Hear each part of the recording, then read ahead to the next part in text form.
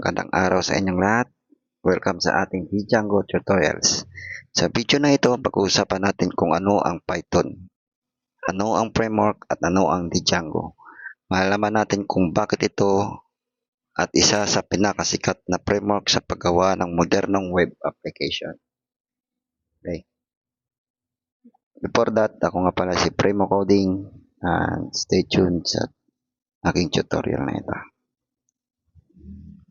So, bago tayo mag-aral ng Django, mag-aaral muna tayo ng Python tsaka framework. So, ano nga ba yung Python? Unahin natin yung Python. So, yung Python, isa sa mataas na antas, high level na programming language, madaling matutunan at basahin. Isa sa pinakasikat na programming language sa buong mundo, ginagamit ng mga baguhan at professional na programmer. So,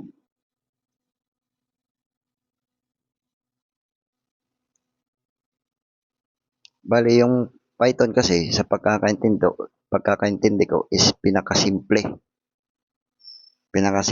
at pinakamadali siyang matutunan talaga. As in, parang nagbabasa ka lang ng English. Ang maraming gamit yung Python at ito yung mga sample na gamit ng Python. Ginagamit siya sa web development, artificial intelligence, machine learning, automation, data science, cybersecurity, desktop application, game development. Kaya masasabi nating powerful talaga siya.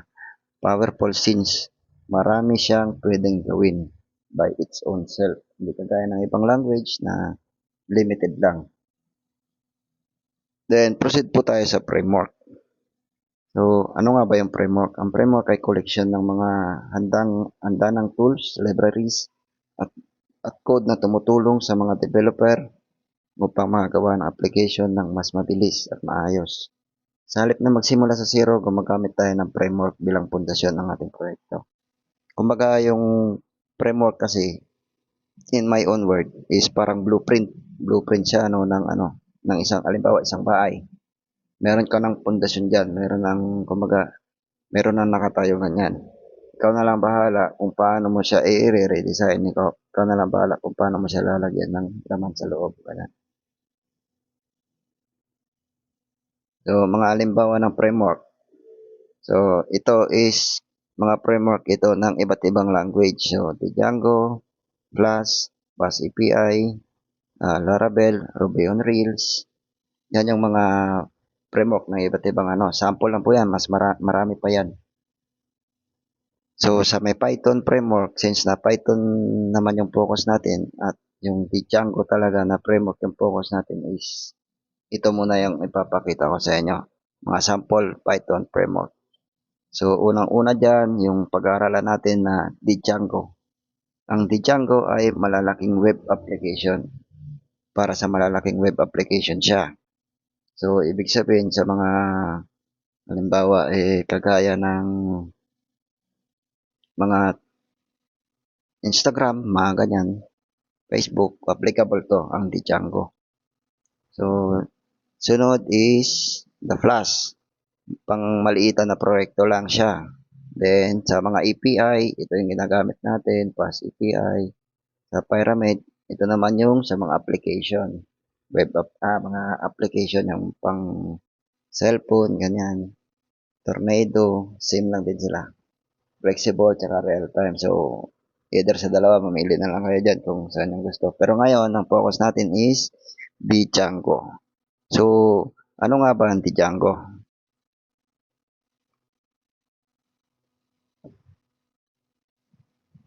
Ang Django ay isang libre at open source na Python web framework. Ito ay ginagamit upang mabilis, ligtas at organisado mga gawa ng web application. Ginagamit nito ang Model View Template o MVT architecture. So, kagaya ng ng Laravel CodeIgniter, sa kanila naman, ang ginagamit nila is MVC architecture o mas kilala bilang Model View Controller. So, dito naman is hindi siya controller kundi template, MVT. So, ano nga ba ang mga benepisyo ng Django? Ito yung mga benepisyo ng Django. Mabilis gumawa ng project, mataas ang seguridad. Sa pagkano nyo kasi, pag nag-open kasi kayo ng Django is automatic meron na siyang security key. May mga given na siya na na pang security. May mga key, may mga siya. Mahaba yun na encrypted. So, later makikita nyo rin yan pag nag-actual na tayo. So, ngayon, kilalanin muna natin si Django. Ang sunod niyan, kayang mag-handle ng malalaking system, kagaya na sinabi kanina, pang malaki ang system siya. May built-in admin. So, yung Django is meron na siyang sariling admin na unlike sa kagaya ng Laravel o CodeIgniter, kailangan niya pa ng SAMP in order na or any na other parties na maka-handle ng database. Dito naman is kahit wala yung ibang ganyan, mga SAMP, mga kung ano pa dyan, meron na siyang built-in na admin panel. Kumbaga, andun na, makikita mo na doon, may sarili na siya. Meron din siyang user authentication, which is common naman yan sa mga framework, yung user authentication. Database ORM, open source. Yung open source na sinasabi is libre. Libre lang siya madadownload sa internet. Then, malawak ang community. Kasi siya, marami na rin kasing gumagamit ng Django. So, if ever na manilito ka, marami ka rin mapagtanungan. Kasi malawak na nga yung komunidad niya. So, ito, i-introduce ko lang sa inyo yung mga website na gumagamit ng Django. So, ito ay ang Instagram, kagaya na sinabi ko na kanina, yung Instagram. Ang Pinterest, Mozilla, yung NASA. Ibang project ng NASA, hindi naman totally na puro Django. No?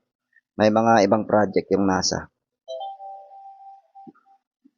na na ginagamit na ng Django, yung discuss. Then, punta tayo sa architecture nito. So, ano nga ba yung architecture nito? So, kung nyo makikita, MBT, kagaya na sinasabi kanina, ano nga ba yung model na sinasabi? Yung model, dyan tayo nakikipag-usap sa database. Dyan tayo gumagawa ng database. Nandyan lahat ng natin, mga codes natin tungkol sa database. Then, dito naman sa view, naglalaman ng mga logic. Lahat ng logic andyan. Lahat ng kung anong gusto natin mangyari. Kung halimbawa, 1 plus 1, 2 plus 2, parang ganon. Yung logic nandyan. Then, dito sa template, ito naman dito natin makikita yung mga HTML. Yung mga design, mga ganon. Then, makaproceed tayo sa mga features ni Django. So, yung mga features niya is kagaya lang din naman kanina, admin panel, authentication, URL routing, or remove check oriental and mapping, form validation, security features, middleware, static file management, ganun. So, ipapakita ko sa inyo yung simple structure. Pag halimbawa nakagawa na tayo, nakapag na tayo ng Django, ito yung simple structure niya. So, halimbawa, may project na tayo. Pangalan ng folder natin is My Project. Sa loob ng My Project na yan, may nilalaman niya na manage.py, My Project. Bali, yung manage.py na yan, yan naman yung nagtitrigger. Halimbawa, tayo ay magra-run na ng server, ganyan. Yan yung nilalaman ng manage.py na yan yung package na makapag-run tayo. Then dito sa My Project, andito yung pinaka main settings natin, URLs, ASGI, WSGI. Tapos dito yung sunod is yung app. Yan na yung app. Halimbawa, mayroon tayong admin, halimbawa pang student. Meron tayong admin, teacher, student, ganyan. Yan yung mga pangalan ng app. Medyo nakakalito lang siya sa una, pero pag naituro ko na sa inyo ng aktual, makikita niyo na at maintindihan niyo na yan. Bakit gusto ng mga developer ang Django? Una-una sa lahat, siyempre, malinis talaga siya. Mabilis ang development. Tapos secure, madaling ma-maintain. For my own, ano lang to, pagkakaintindi lang, ewan ko lang sa iba. Maganda rin yung ano niya, documentation niya kasi nakakaintindihan mo rin ba. Then kagaya niyan, malawak yung ano talaga. So, hanggang doon na lang at ang mga susunod na video natin na talakayin natin ay pag-install. Lahat ng ito ay actual na. Kaya sana stay tuned kayo sa channel ko kasi lahat ng ito ay actual na natin gagawin. Unang-una dyan, yung pag-install ng Python. Pangalawa, pag-install ng Django. Pangatlo, paglikha ng unang Django project. Ang apat, paglikha ng Django app. Ang lima, URL routing. Anim, views, templates, models, CRUD operation, authentication, deployment. Iisa-isahin natin lahat yan hanggang sa matutunan nyo ang dapat nyong matutunan sa channel na ito.